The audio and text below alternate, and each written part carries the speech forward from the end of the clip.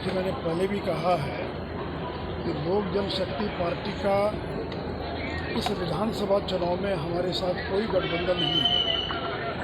और इसके पहले जब महाराष्ट्र में शिवसेना और बीजेपी की सरकार थी, उस समय भी शिवसेना गुजरात में नरेंद्र मोदी की सरकार के खिलाफ चुनाव लड़ रही थी। ये एक सामान्य बात है कि शिवसेना केवल महाराष्ट्र में, गुजरात में नहीं बल्कि सभी राज्यों में हमारे खिलाफ चुनाव लड़ती रही है, जबकि महाराष्ट्र में वो सरकार में शामिल थे।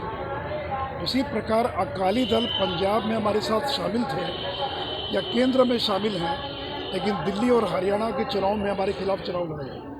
तो हमारा गठबंधन लोकसभा चुनाव में लोक जनशक्ति पार्टी के साथ था, लेकिन विधानसभा चुनाव में हमारा कोई गठबंधन नहीं है। और अभी हाल ही में झारखंड के अंदर जो चुनाव हुआ, उस झारखंड के चुनाव में भी जनता दल यू और लोक जनशक्ति पार्टी बीजेपी के खिलाफ चुनाव लड़ती रही।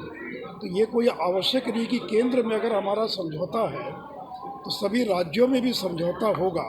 इसलिए मैंने उदाहरण दिया शिवसेना का गुजरात का, अकाली दल का दिल्ली और हरियाणा का, और जनता दल यू और लोजपा का झारखंड के अंदर हमारा समझौता नहीं था। उसी प्रकार लोकसभा चुनाव में हमारा समझौता था, परंतु विधानसभा चुनाव में हमारा लोक जनशक्ति पार्टी के साथ कोई समझौता नहीं है। इसलिए किसी को कोई भ्रम नहीं रहना चाहिए। और अभी नरेंद्र मोदी जी की रैली होने जा रही है, नड्डा जी जा रहे हैं, अन्य हमारे नेता जा रहे हैं, और एक दूसरे के विधानसभा क्षेत्रों में हम दौरा करेंगे, जॉइंट रैली भी करेंगे।